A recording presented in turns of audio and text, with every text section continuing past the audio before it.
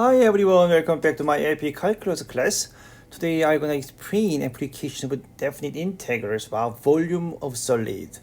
So at first I'm going to explain really basic concept how to solve that, how to find the volume of the solid using definite integral first. Suppose there is y-axis and x-axis and invisible z-axis, okay? Anyway, it is x-axis. There is solid. Solid means three-dimensional figures.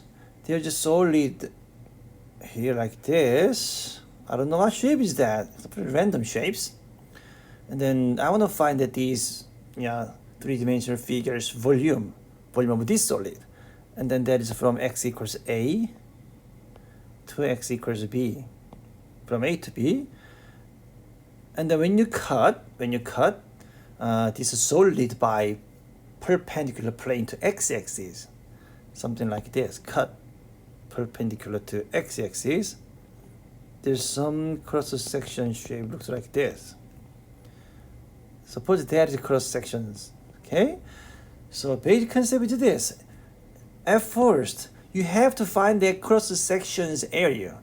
We call that a of x, that cross-sections is a of x. Find the ax. And then use definite integral from a to b dx.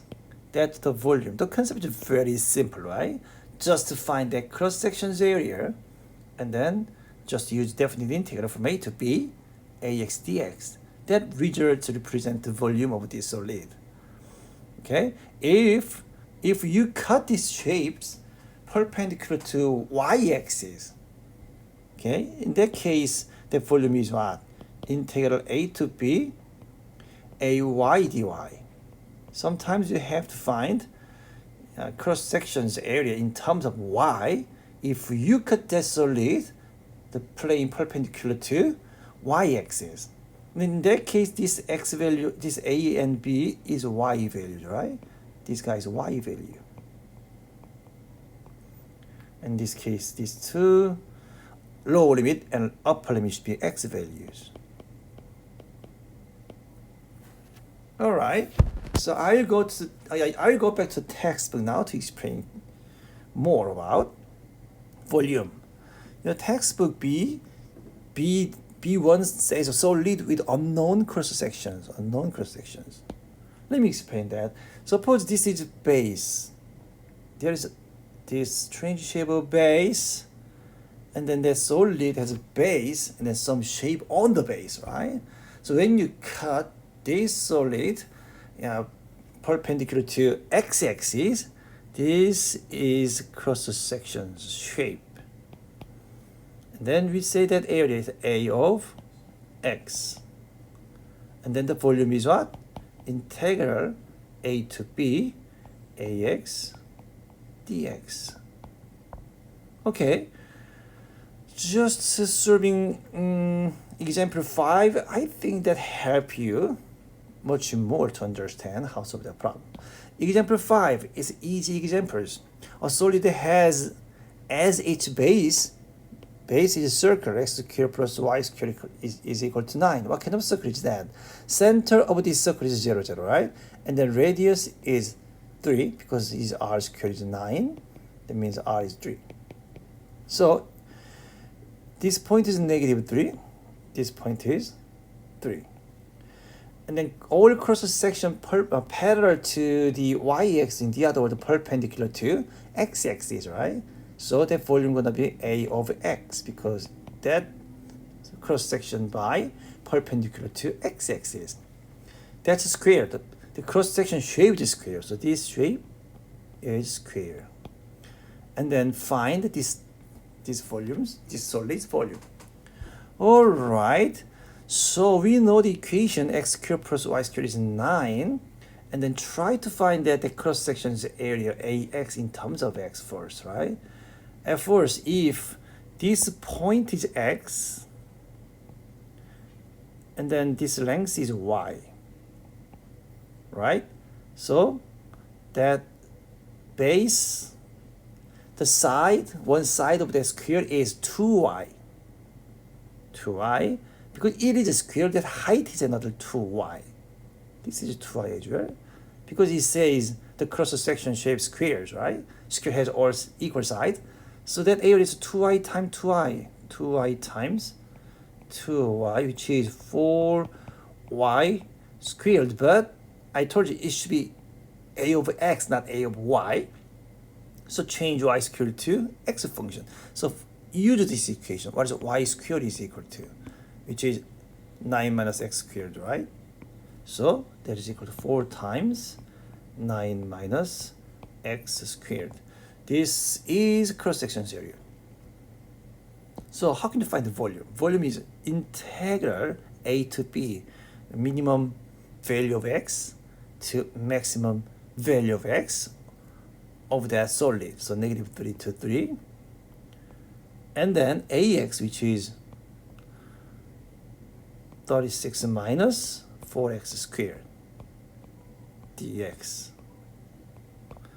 And this shape is symmetric about the y-axis, right? That's a symmetric. So you can use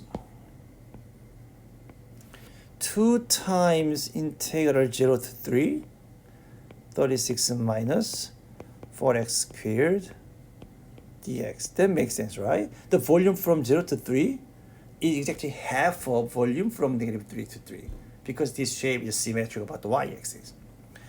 And then just find that indefinite integration, 36x minus 4 over 3x cubed, right?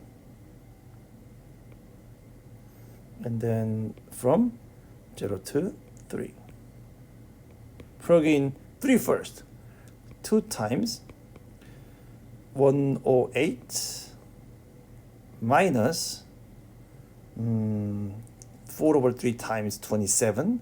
So 27 and 3 cancel out. Only 9 is left. 4 times 9, 36. Right? And minus 0, because if you plug in the bottom number 0, that will be 0. So 108 minus 36. 108 minus 36 is 72. Then 72 times 2 equals 144. So 144.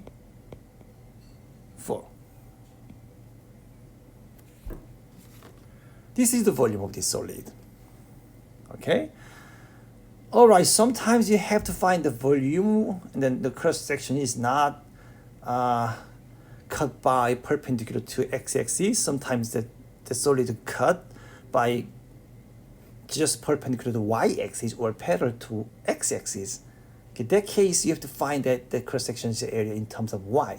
Find the ay instead of ax, and then just integral from the lower limit of y value to upper limit of y value and ay dy.